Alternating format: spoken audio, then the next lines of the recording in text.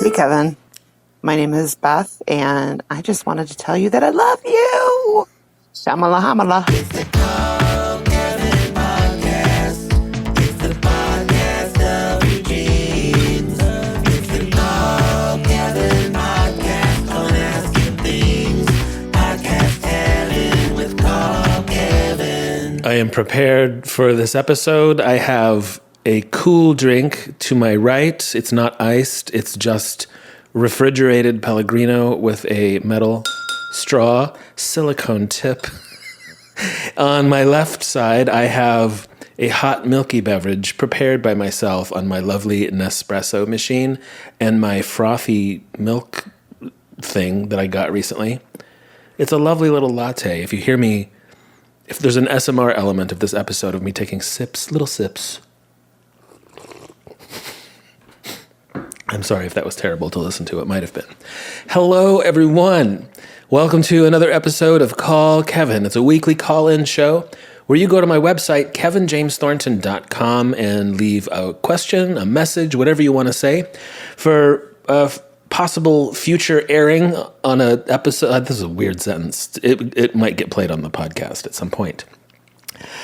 This week, you guys, I'm headed out to Pittsburgh in a couple days for my show at the Pittsburgh Improv. Also coming up this month, I have shows in Austin, Texas at Cap City Comedy, Oklahoma City, Tulsa. Those two shows in Oklahoma City and Tulsa, both of those are 4 o'clock shows. That doesn't normally happen, but in those two cities, it's a matinee.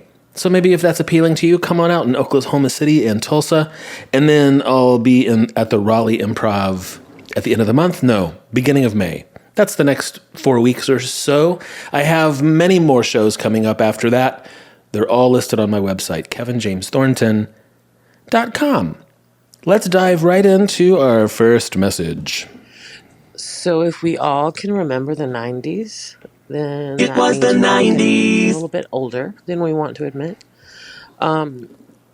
What is something that's in the 90s that you wish was still a part of society today?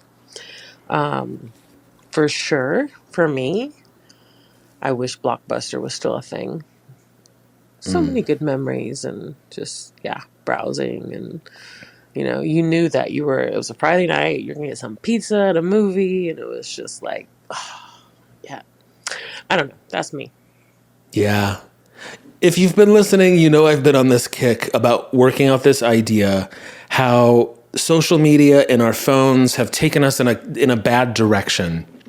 And yeah, it's things like that. Remember walking around on a Friday night deciding what movie you're going to watch? Or maybe you're going to get a couple movies. You're going to get a good movie and then you're going to get something weird. That's what I usually did. We had like the main event movie, and then some kind of like my Blockbuster had a section of like weird stuff. It had, you remember like the Faces of Death and all that stuff.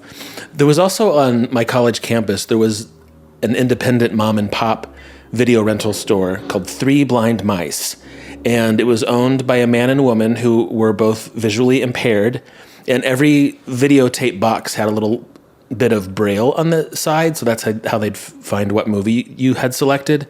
And they also had a little dirty movie room at Three Blind Mice, and the dirty movies also had a little bit of dirty braille on the side, and you'd take up your dirty movie to the counter and they'd feel the dirty movie braille. You kind of see in their eyes, they're like, oh, this guy's a pervert.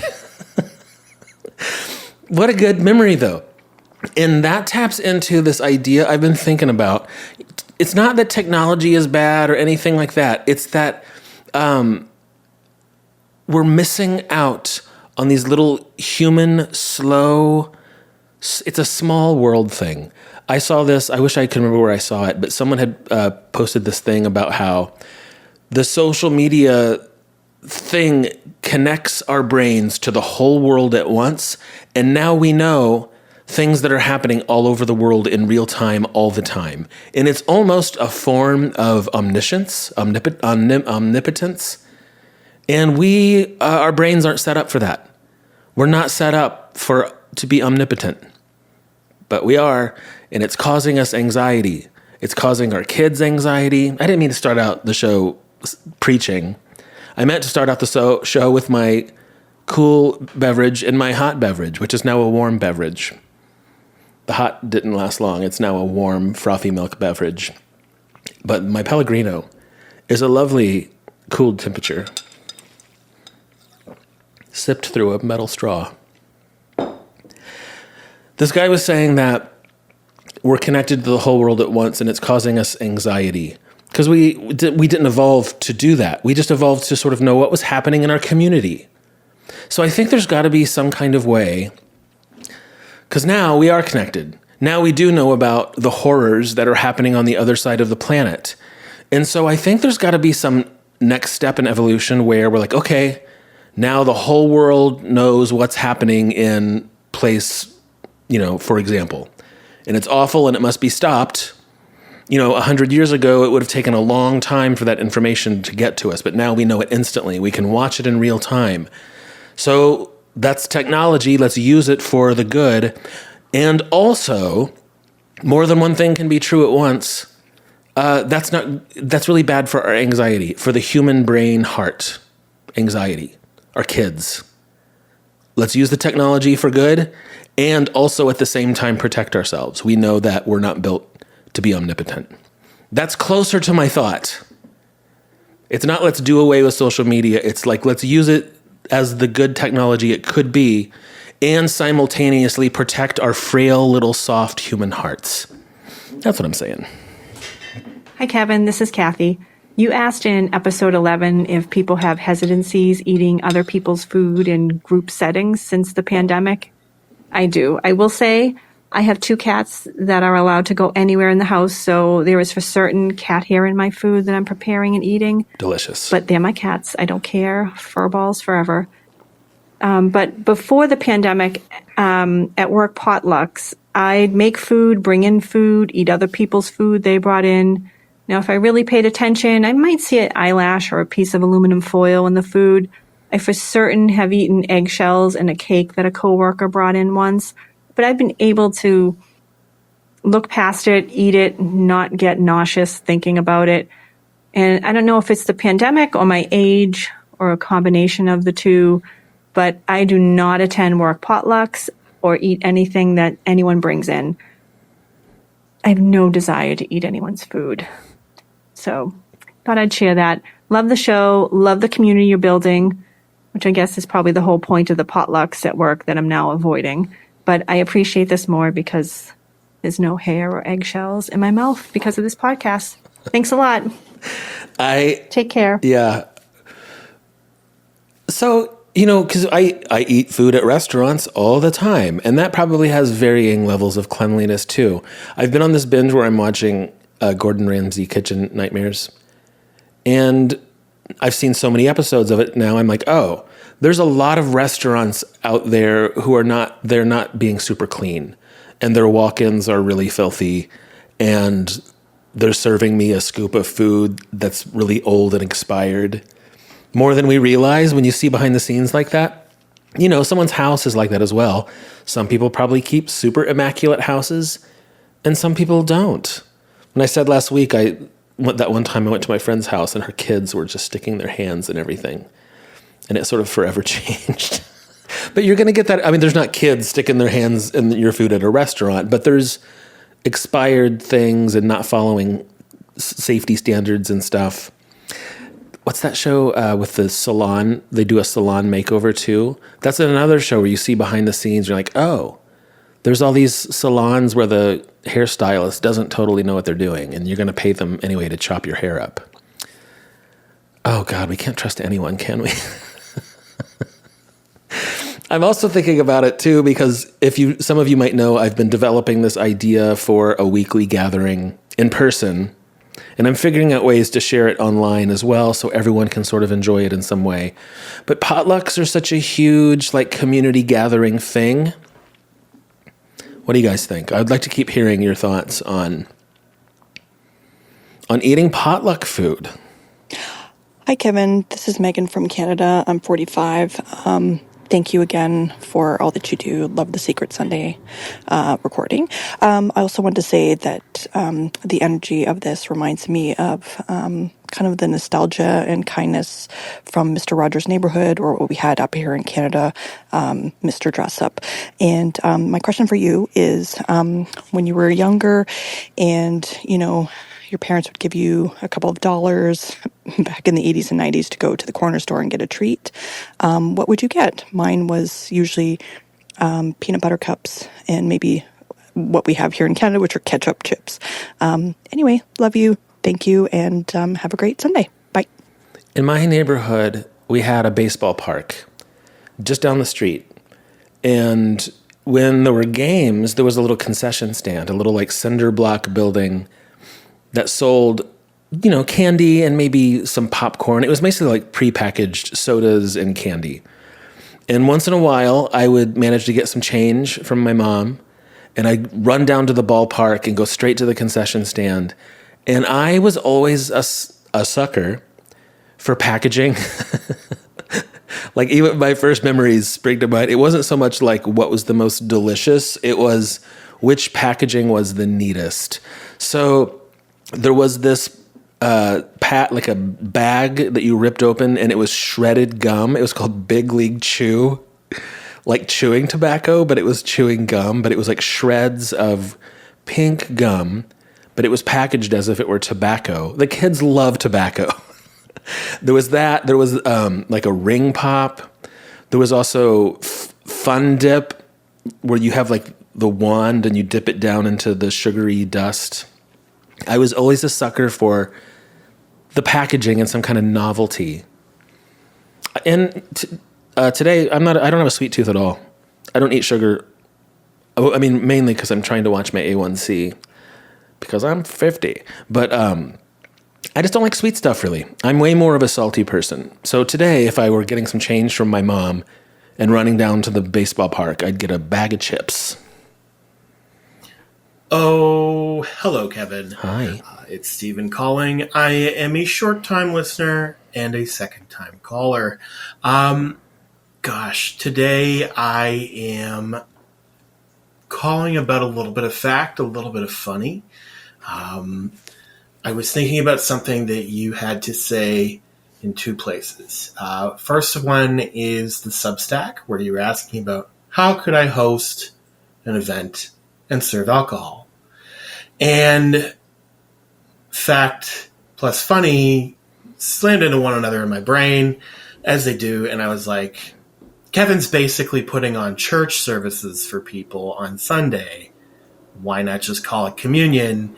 And if a bylaw officer or the taxman or whoever comes by and is like, what are these people doing having fun here?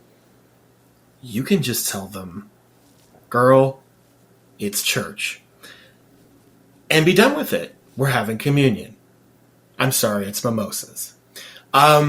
Because one of the things that I've noticed, the more I've listened to your podcasts and to your Substack and to your general vibe, is that you're kind of filling this really important role for people, which is sort of like a calm, insightful presence about stepping outside of some of the things that maybe religion, maybe the church did not do well for us. And hopefully you can be a better iteration of that. See you later. Because a couple calls coming up refer to this idea, I'll go ahead and give you a brief recap. I'm working on a project. It's been slow cooking for a while, but then I recently went and physically looked at a couple of storefronts here in my neighborhood. So yes, if you live in Cincinnati, this is more of a thing you could show up to in person, but I'm also trying to develop some way to live stream it or something so that any of you can watch it as well. And actually, I'll probably just add it into the Secret Sunday message. So you can just watch the live stream right in the message there. I'm going to open up some sort of space. And let me I don't want to go on about this forever because it's probably not that interesting. The original idea was, a lot of you know I'm a photographer. I moved. I used to have a photo studio back home, and I really miss it. So none of my equipment is set up right now. And I was like, you know what? As soon as I can get my hands on a tiny little studio, I'm going to set it all back up again so it's there to inspire me. So I've been sort of keeping my eye out for a space to do that in. And then I found some spaces here in my neighborhood where I'm like, wow, this is like, it's got kind of a storefront entrance, and it's big enough where I could have little things, little events here. And that grew into an idea about the thing that a lot of people tell me, the thing that they miss the most about church is the thing we talk about here on the show all the time, is community. It's that sort of built-in weekly, you show up, there's your neighbors, your friends. It's a way to meet people. It's a way to talk to new people. And that's a thing people miss, just not the religious part. So I was like, oh my God, I could do a little Sunday, not religious gathering here in my studio. So that idea has been developing, and I've shared some of that on my social media stuff with you guys. A lot of you have responded and seem interested. So it has inspired me to try and make it happen. So I've had to take a little bit of a step back to the drawing board because I misunderstood the, what do you call it? Like how many people can fit into a space? What's that word? I can't think of it. I misunderstood the rules. The spaces I had been looking at, I thought, because they're big and there's 2 exits, I thought, great, 100 people can meet here. I didn't realize that at least here in my neighborhood, there's another element of the bathrooms. Because all of these places, none of them were built for like events. They're like little boutique shops. So because there's just one toilet and one sink, there has to be some sort of people to sink toilet ratio. So for 100 people to gather, there has to be like a washroom facility for 100 people. And that's different now. So I'm rethinking a lot of that now. I'm going to write about this a little bit in today's Secret Sunday message. But now I'm back to looking at smaller spaces, because once you jump into the large event space, washroom facility, those places, the rent is very high, and I don't know that makes sense. So I'm back to looking at smaller spaces, and I'm thinking, well, how can I still do the same idea in a smaller space? And it's not probably going to facilitate 100 people. So I don't know. I'm still working it out. I'd love to hear you. If you have any ideas, you can always respond to the Secret Sunday message on Substack or in your email. I'd love to hear your ideas on how to create some sort of meaningful, connective thing like we're doing here on the podcast. This is an example. We're already doing it. It's one more way to do it more. You are listening to the Call Kevin podcast. Oh, Kevin, you're doing so good, Bubby. If you need help, hang up and then dial your operator. Thank you. Hi, Kevin. This is Kathy Condon from St. Paul, Minnesota, and I totally died listening to your reel on Facebook last night. I've never heard of you until last night when you were talking about going to the cafe in the middle of the night, talking about switching majors in the 90s, and that you paid for your food with your financial aid money. I went to University of Minnesota Morris in the 80s, but close enough, right? No cell phones. You guys 90s had better hair and better clothes. We had shoulder pads, mullets, and mall bangs. But at any rate, we had the country kitchen where we would go in the middle of the night, either drunk or talking about things like changing majors. And I paid for my mozzarella sticks with financial aid. So I laughed and laughed and laughed. And I really want to thank you for the memories. I've been laughing all day. I had a horrible day today. And because I was thinking about your reel last night, you made me laugh. And I looked you up, and I am going to try and see you in Minneapolis. So thanks for making us all laugh talking about the 90s. Talk to you later. Thanks, Kevin. Bye. God, I was such a cafe rat. I still am, maybe, in a way. I'm still drawn to that. And in a way, the neighborhood where I chose to live here in Cincinnati, it's called Over the Rhine. This neighborhood is like the coolest college village you've ever been in without the college. It's just shops and cafes and restaurants. It's totally my jam. I love a little walkable, self-contained thing. In my school, our village was maybe 3 blocks. We had this place called the Discount Den. A lot of colleges have a discount den in the Midwest. And that's a place that sold, at the time, used CDs. They don't do that anymore because It was the 90s. it's not the 90s anymore. You could also buy cigarettes. They had a soda machine, and you could get like a giant bucket, like a styrofoam, huge soda for 60 cents. What else do they sell? Like, toothpaste. It was like just for college kids. And then there was like the college bookstore. There was a La Bamba's, which is another little Mexican restaurant chain that's popular in college towns in the Midwest. And their phrase was they had burritos as big as your head. And then across from that, there was the Empty Cup, and they had a huge patio. And when the weather was nice, a whole bunch of people would sit out there, and it was just, mediocre coffee and muffins. But then down the street, you probably had to get in your car or get someone who had a car, and we go to the family kitchen. And that was this big old, it looked like it was built in the 1960s, because it was still this sort of giant Denny's 1960s structure with old booths, and the vinyl on the booths was like a peach color, and there were hanging plants everywhere, and this Greek family owned it, so some of the menu was Greek, and they had like a Greek omelet. They served everything with big steak fries, and we would sit there all night long and chain smoke and drink coffee and eat French fries. Like, how are we still alive? Yes, and pay for all of it with financial aid. Hi, Kevin. My name is Emily O'Brien, and I saw your call to action for people calling to tell you stories. I'm calling to tell you about more than 100 stories, but don't be alarmed. It's actually a book that I put together. It's a compilation book of more than 100 stories. I'm not going to tell you all of them right now. It's called thingsiheardwhiledating.com, and they're little snippets of lines people have heard DM'd on dating apps, on a weird first date that went awry, at the end of a marriage, and it has short little backstories in it. And if you have any interest at all in checking it out, I'd be happy to send you a free copy, no strings attached. I'm going to just tell you 3 lines from it and move on. But one line is, I can't get you out of my head. They just don't make women with birthing hips like yours anymore. Another line is, Who would say that? The last time I snuggled like this with a woman, I was at a brothel. And one of my favorites, I really like you. You remind me of my mother. Oh. So anyway, they have the line and then a little backstory, and it's just a fun book that I put together. And I just love you. I think you are just such a bright light on Instagram and in the world. And I'm excited to see what you do with your new space. And Shyamala Hamala. Oh. Oh, by the way, I'm Emily O'Brien, if I didn't say that already.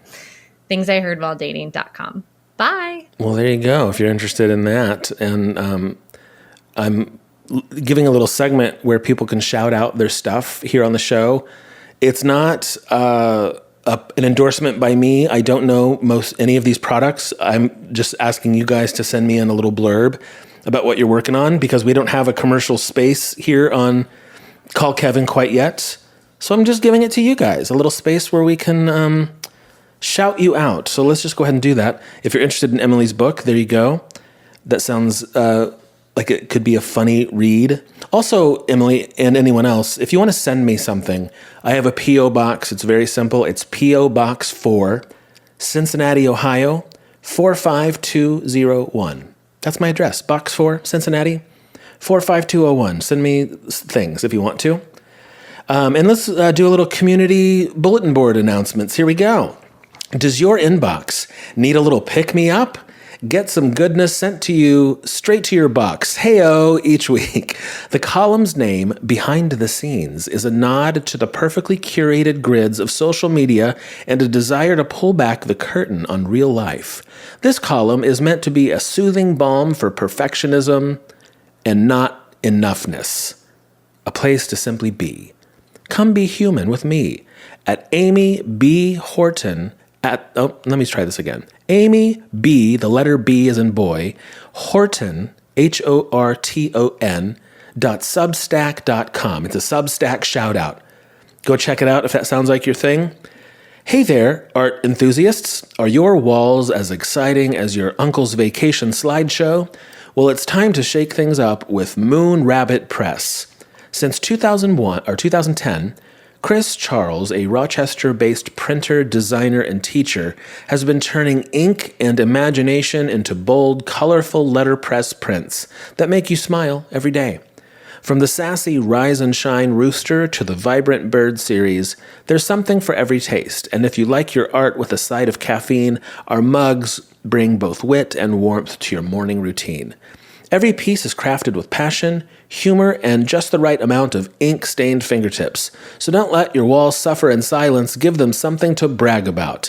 Visit moonrabbitpress.com because there's no excuse for boring walls. Here we have one. This is, they didn't give me a blurb. It's just sort of a quick shout out. It says, I am an artist who does pet portraits. Maybe one of your listeners may want to commission one. It's at Martha Johnston Art here on Substack and on Instagram. There's a few samples at Martha Johnston, that's JOHNSTON art.com/pet portraits, pet-portraits. It's hard to shout out URLs. But there it is. If that sounds like your thing, get a painting of your pet by Martha Johnston Art.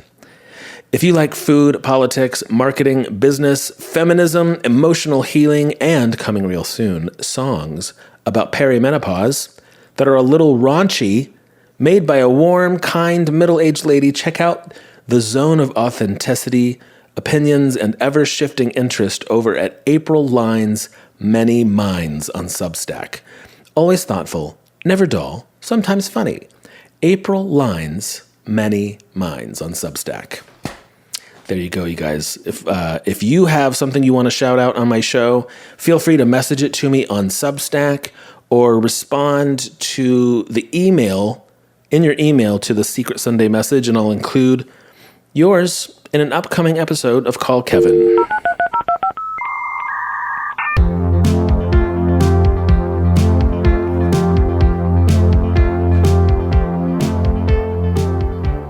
Hi, Kevin. Hope you're doing well. Just want to say that I enjoy, I access your videos on Facebook and I enjoy watching them and they make me smile, and we're of the same era. So a lot of what you say resonates with me.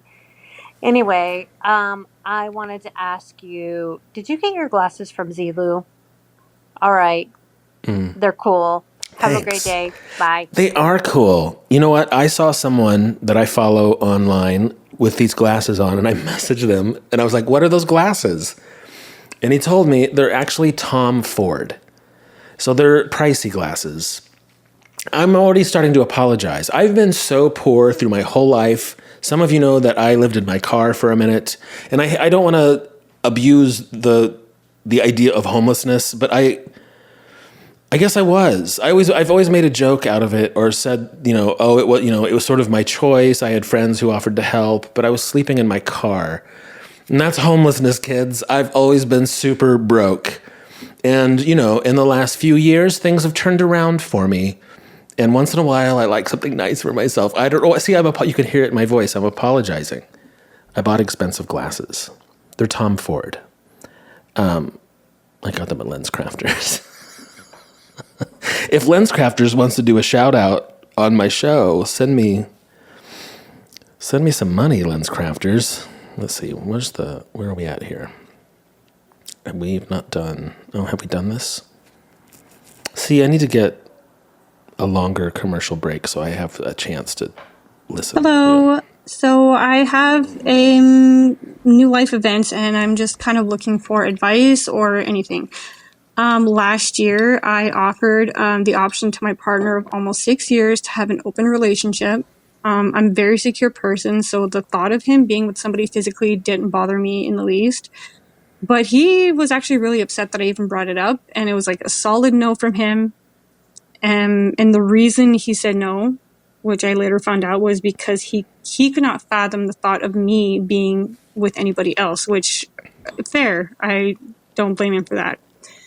But flash forward to a few months later after me bringing it up, he decided that he wanted to try it for himself. So he met a woman, pretended he was single, lied that I didn't exist, had a brief affair. Yeah. And then he admitted to me later on after I found out that he was never going to tell me about this. Like, he was going to bury the secret with him. No, he I'm wasn't. not going to go into details how I found out. But anyways, I was obviously very hurt because of the lies. Like, he lied to me, he lied to that woman, which is not fair to her. And I trusted this man to a fault. But anyway, I actually don't plan on leaving him.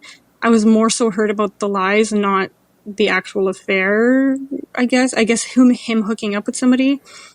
But now I struggle with the thought, like, am I really that secure with myself if I'm just choosing to move on from this with little consequence to him? And, like, what do you think about people who choose to stay in a relationship after that level of betrayal? And do you think that there is genuine hope for full 100% recovery after this? Okay, it's time for that disclaimer again that I am not a therapist or anything. I don't know anything. I'm a comedian doing a podcast. So possibly the worst advice you're ever going to get. I also want to say some of the thoughts I've just had.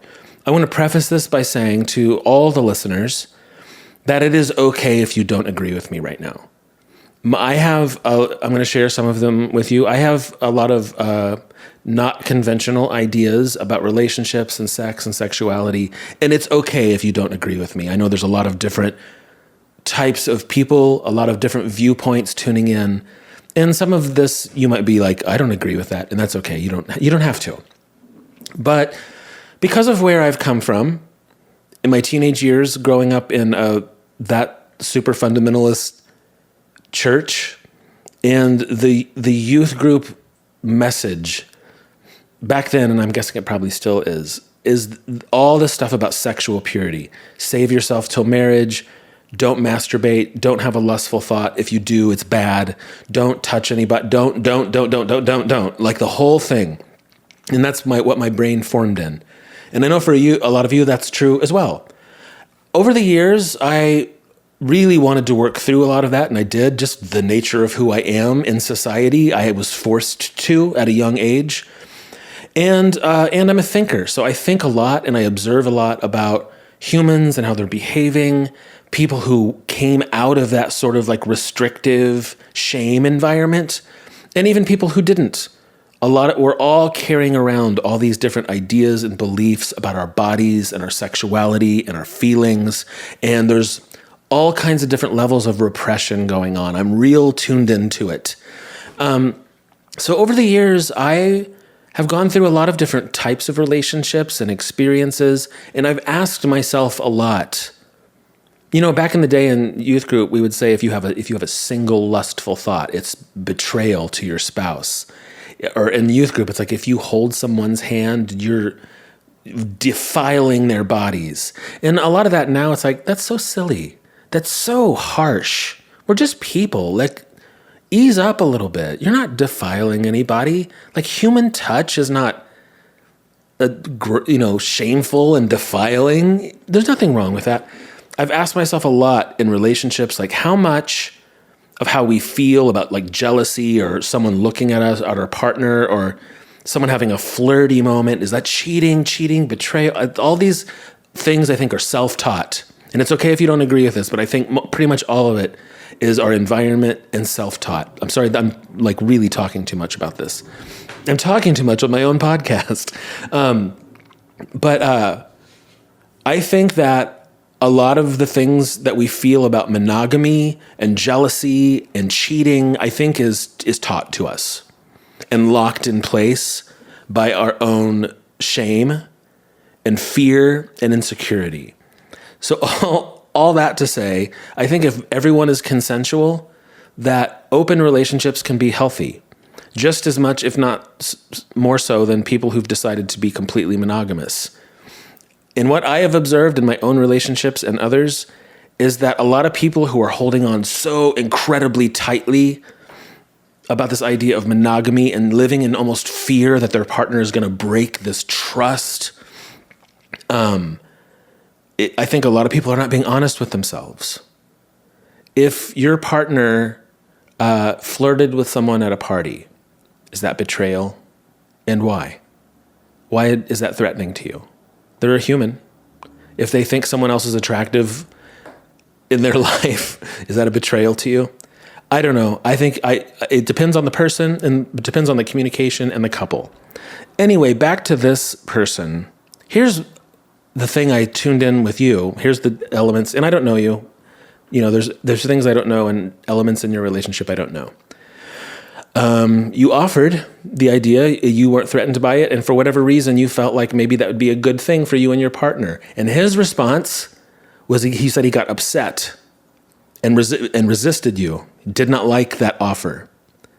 But then went ahead and had a secret affair. And then you're telling me you're going to let it go with no consequence. And that, I think, is the wrong move. I think, again, I'm not a therapist, and I think you actually might need to go see one. Because there's something there. You offered honesty and communication and consent, and he refused it because he didn't want it on your terms. He didn't want it with your permission and your offer of honesty and openness. He wanted it behind your back. And that's the thing. I think it's a mistake to just let it go with no consequence. What's that about? You offered communication and openness, and he said no, but you kind of opened the door a little bit, and he went and snuck around and got deceptive. That's what he wanted. I'm sorry it took me like 10 minutes to say that, but do you guys understand? Who's with me? Who's with me on that? You could go to kevinjamesthornton.com and give me your thoughts on that one. That was juicy and scandalous. Go see a therapist. All right, what's this? Hi, Kevin. Hi. I'm wondering if you could have the answer to one question, like definitively the answer to this question. What would that be? That the previous caller would find out why her partner needed to sneak around.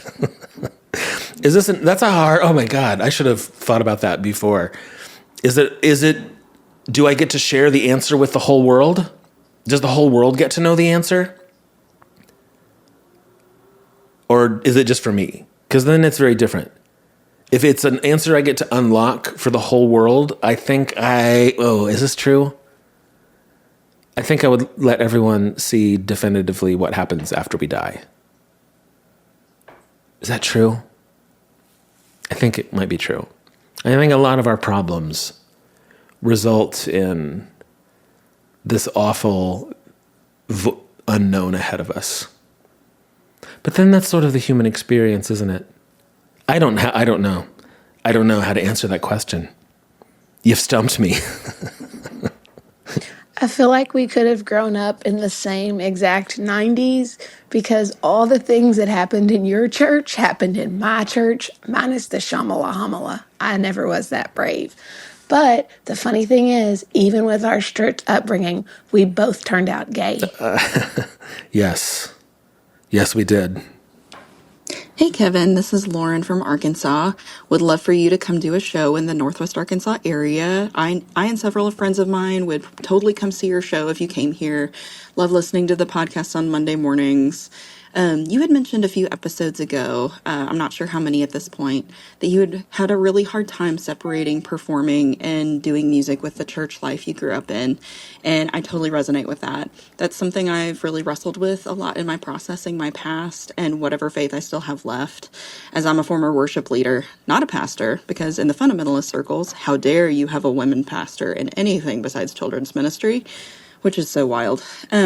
I've always loved singing and writing music, and after I stepped away from church, I had a really hard time going back to playing guitar and singing and anything, just because that was such a huge part of my identity in church, and I had a really hard time separating that.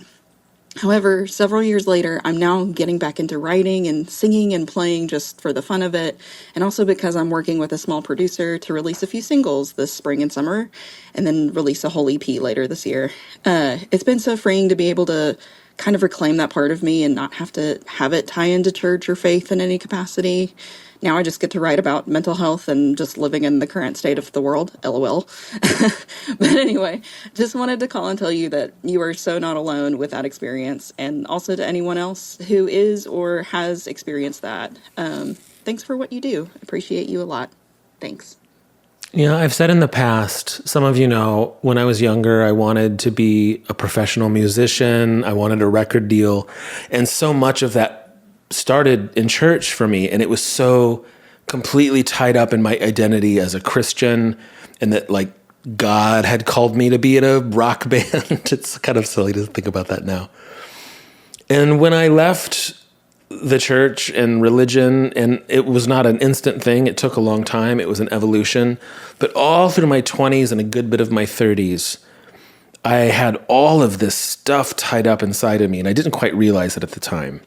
But so much of my identity and who I was tied up with God and music.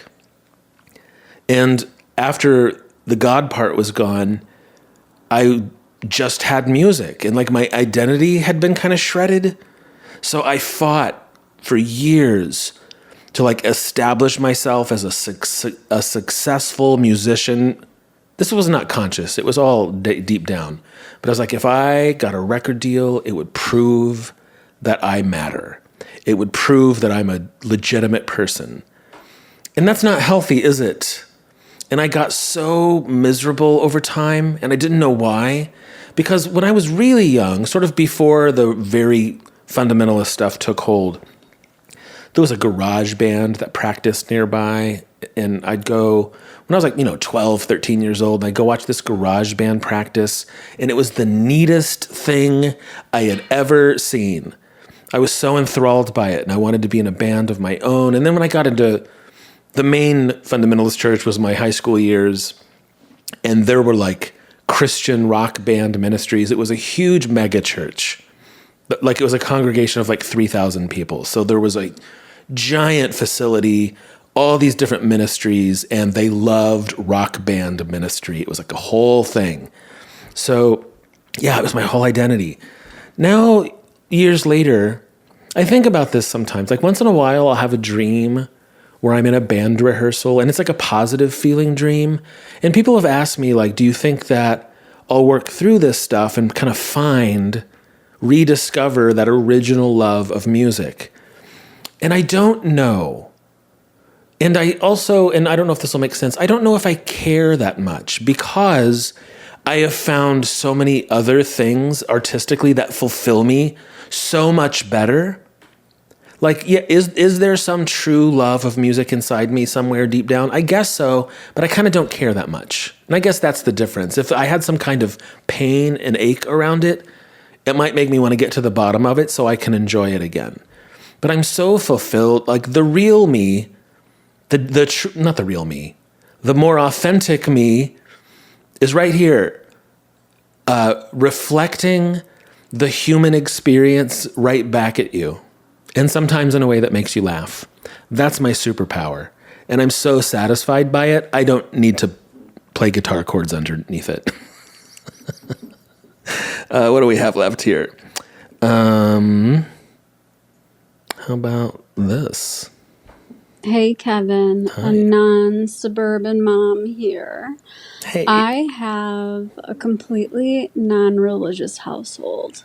And for the longest time, I have struggled with what to say when somebody sneezes because, we have etiquette. And normally that would be bless you. And one day, my child, she's about 6, and she comes home and she's like, well, isn't bless you religious? And then the can of worms had been opened. And so one day I just told her, and this was a complete joke. Like, she knew nothing by the time she was like 7.5. She's just kind of like, whatever. And I tell her that the new thing is Shyamala Hamala. And I kid you not, every single time I sneeze, I smile because my kid goes, Shyamala Hamala. And I was just wondering how that makes you feel. I'll answer that honestly. Also, side note before I do, Shyamala Hamala is in the Urban Dictionary, and that's one of the definitions. It's something you can say after someone sneezes. I think it actually says it's something that atheists say after they sneeze or something funny like that. This is one of those things. I love it. It's so awesome that you guys, the whole world embraced Shyamala Hamala. When I was in Helsinki last year doing a show that was sold out in Helsinki, people said not people, like it happened maybe twice on that whole European trip, but I was in Helsinki and a person on the street said Shyamala Hamala to me. It hit the whole world, not like all 7 billion people, but like it spread a decent chunk of people around the world. And when I think about it, I was like, why is that so funny to people? I mean, I made it to be funny, but I didn't make it to be that funny. But the whole world embraced it. People tell me all the time that they use that phrase in their daily life all the time. I made it up during a TikTok. I mean, I was telling us the story.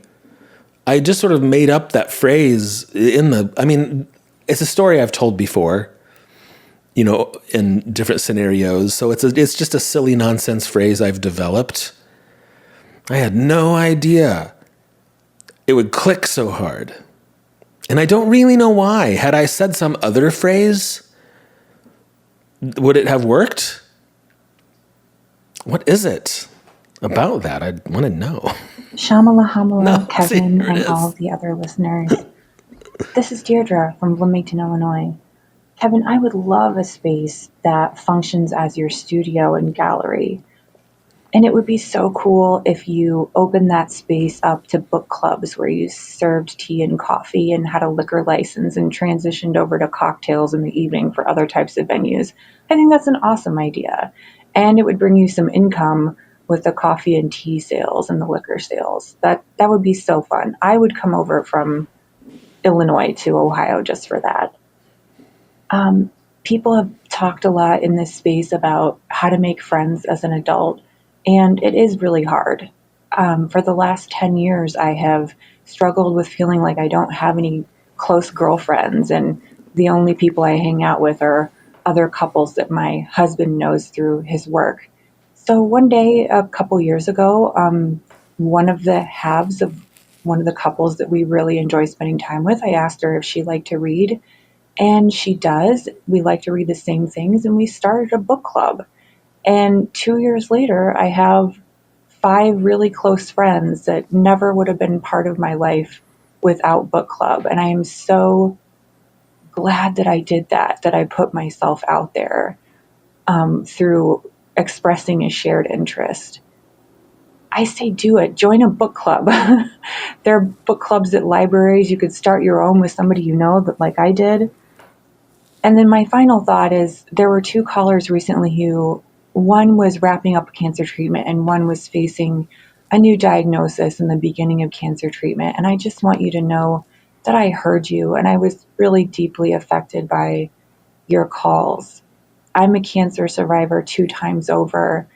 And I feel you. And the best advice I could give you, whether you want it or not, is to really take the time every day to pamper your body and your soul and visualize your strong, healthy self doing the things in the future that you can't do now. It really helped me a lot. I wish you all the best. And thanks, Kevin. Bye. I love that idea. And as I said earlier in the show, this mysterious new space, I'm going to call it Shyamala Hamala since we're talking about that. It's Shyamala Hamala. It's the thing that everyone connects with. So it has some kind of meaning. It's spread around the world. People use it in their language as greetings, as just whatever they need to use it for. And what you're saying, like a smaller gathering, like a book club, I like that idea. Now that I'm having new discoveries about the kind of space that is available to me, maybe it is more my photo studio with an art gallery vibe, and maybe there's a little seating area that can host things like a book club or something. I like that idea. I'm not entirely sure how to make it pay for itself, when it's a small space and only maybe, 15 people can fit in there at once. I haven't worked that part out yet. Again, I'd love to hear your ideas. But I'm feeling the magic around some kind of space that people can visit. There's going to be a Shyamala Hamala gift store. Maybe I'll make a selfie wall that says Shyamala Hamala, so it's kind of a funny, cute destination for people who love Shyamala Hamala, and there happens to be a book club. How do I make money? I don't even need to make money. I don't want to lose money. How do I do that? Anyone have any ideas? Hi, my name is Sarah, and I just wanted to say thank you for making your videos and sharing your cringy, embarrassing stories online. I grew up in a weird culty church in rural Australia, not in the 90s, but early thousands, and I can relate to a lot of your stories and you sharing them, and I think the autotune helps as well, but it has helped me laugh about these stories and these similar experiences instead of it being awkward or embarrassing or even painful past. So thank you for sharing. It's nice to laugh about these strange experiences. So please keep sharing. If you'd like to make a call, please hang up and try again.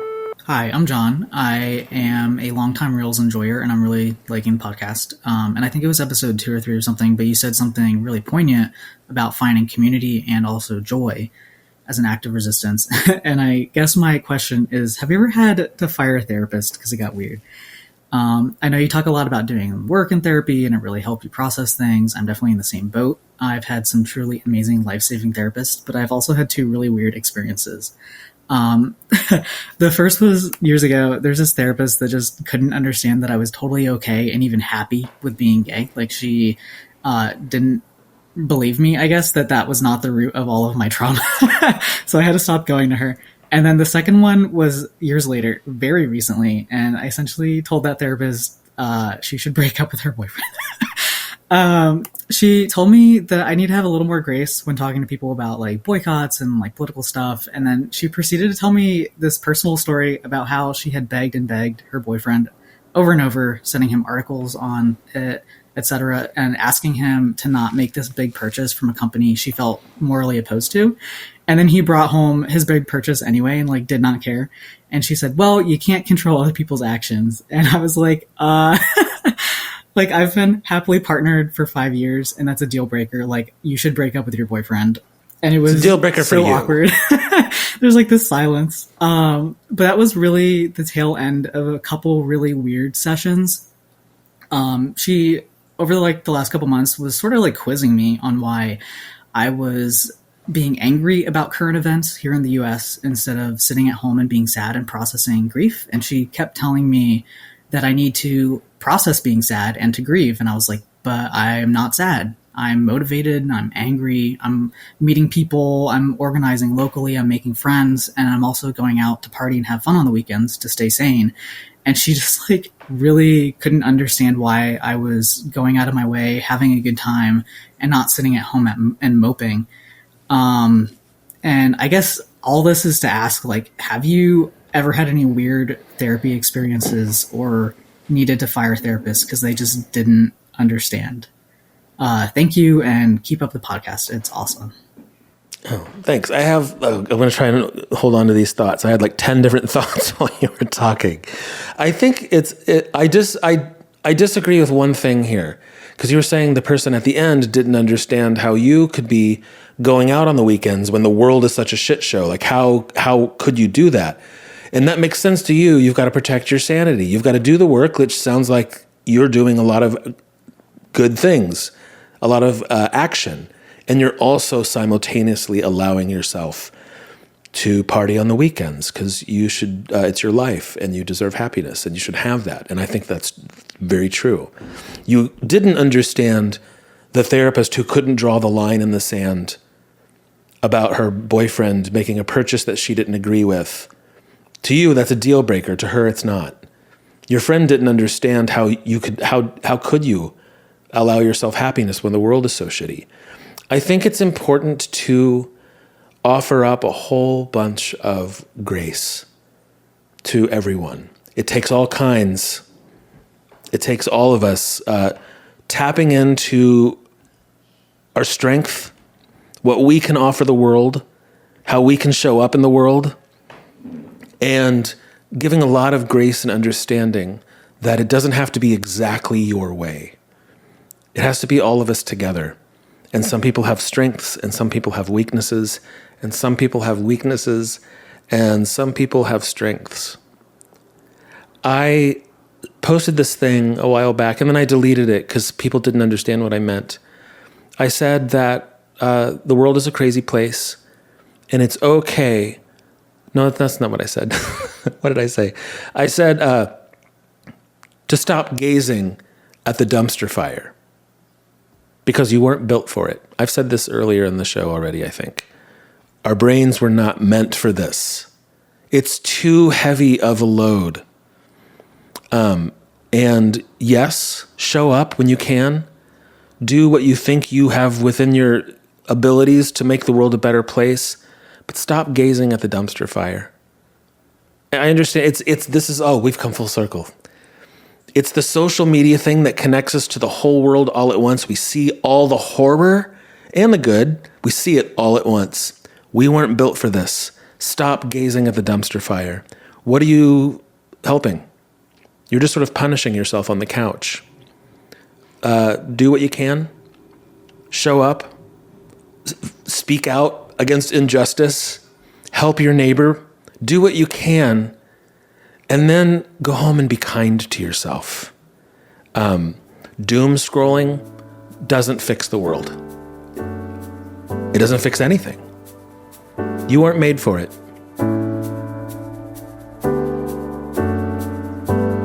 Thanks for hanging out with me, you guys. I love making this show. I love that so many of you are listening and tuning in and responding. I really appreciate it. Go to my website and leave me a message or ask a question. And I will talk to you next week.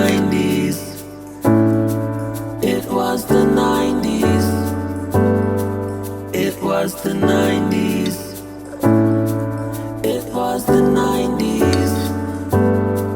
It was the 90s. Oh, we didn't do a dance break. I'm sorry. I'm doing it now. It was the 90s.